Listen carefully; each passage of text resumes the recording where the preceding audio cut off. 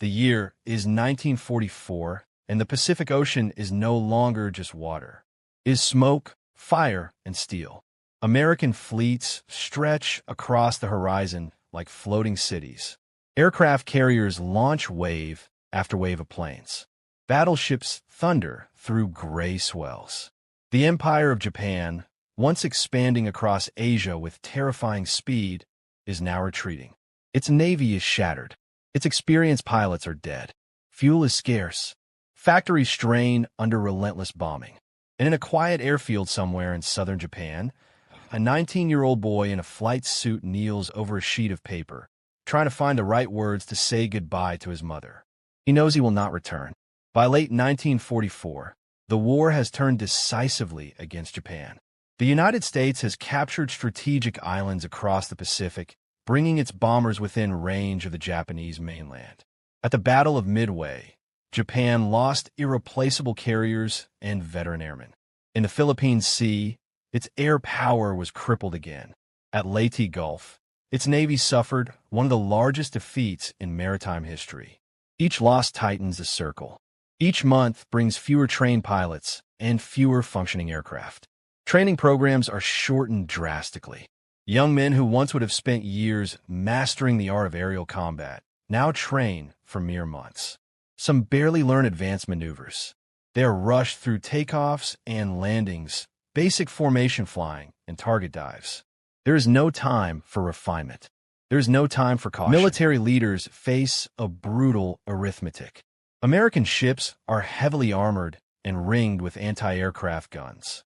Radar systems detect incoming planes long before they arrive. Japanese bombers are shot down before releasing their payloads. Conventional attacks are failing.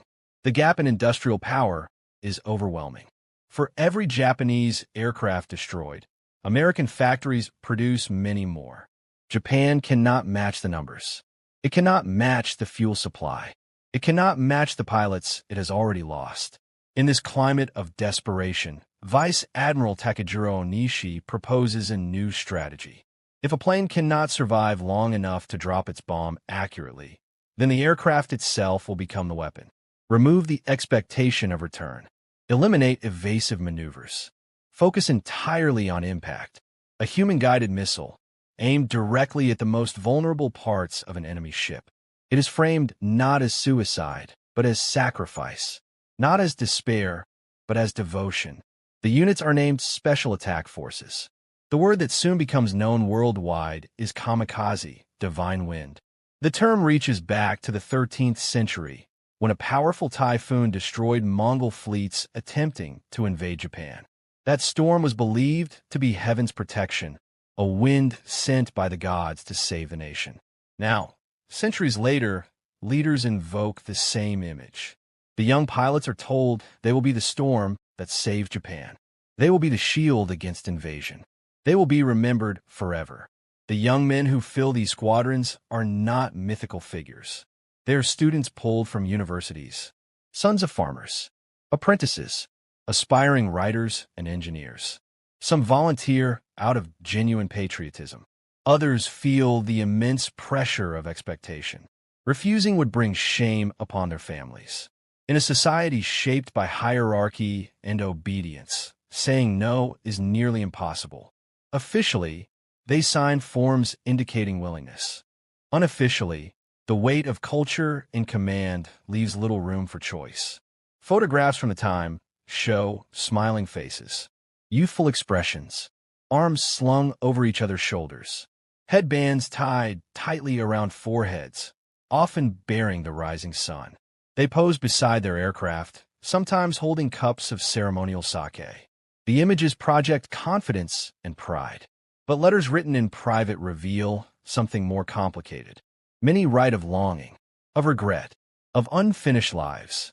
One writes to his mother, apologizing for not being able to care for her in old age. Another tells his younger sibling to study hard and live fully.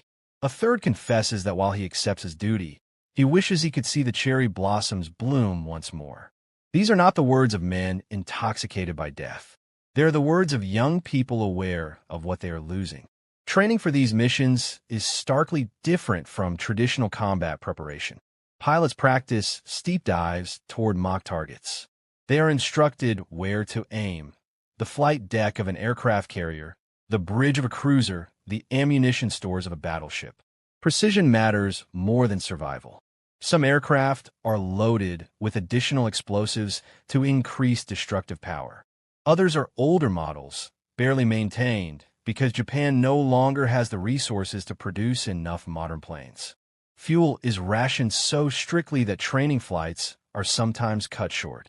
Maintenance crews work tirelessly, often knowing they are preparing machines for one final journey. Before departure, rituals are performed. Pilots receive white scarves and headbands. Some are given small boxes containing personal items that will be returned to their families if possible. They share final meals. They drink sake. Commanders offer speeches about honor and eternity. The atmosphere can feel strangely festive, as if celebration might drown out the unspoken truth. Yet when night falls and the airfield grows quiet, many sit alone with their thoughts. Some write poetry. Some pray. Some stare into darkness, imagining the ocean they will soon cross. The first major wave of these attacks shocks American forces during the Battle of Leyte Gulf in October 1944. Radar screens detect incoming aircraft. Anti-aircraft guns begin firing, filling the sky with black bursts of smoke. Many planes are destroyed before reaching their targets, but a few break through. One slams into the escort carrier USS St. Lo. Flames erupt. An internal explosion rips through the ship. Within minutes, it sinks. Sailors scramble into burning water. The realization spreads quickly through the fleet. These pilots are not attempting to survive. They are aiming directly for impact. As the months pass, kamikaze attacks increase. At Okinawa in 1945, the scale becomes staggering. Hundreds upon hundreds of planes are launched in waves. American ships form defensive perimeters. Destroyers are stationed far from the main fleet as early warning pickets, making them frequent targets. Alarms sound daily. Sailors rush to battle stations repeatedly, nerves frayed by constant anticipation. Some describe scanning the sky and feeling their stomachs tighten at every distant speck. Not all kamikaze missions succeed. Many planes are shot down long before reaching a ship.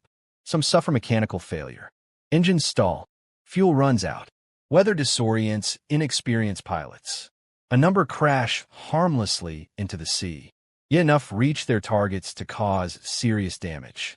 The USS Bunker Hill is struck by 2 kamikaze aircraft within minutes. Fires rage across its deck. Hundreds of crew members are killed or wounded. Over the course of the Okinawa campaign, dozens of Allied ships are sunk and many more damaged. The physical destruction is significant, but the psychological impact is perhaps greater. The knowledge that an enemy pilot has already accepted death changes the nature of defense. There is no deterrence, no expectation of retreat. For American sailors,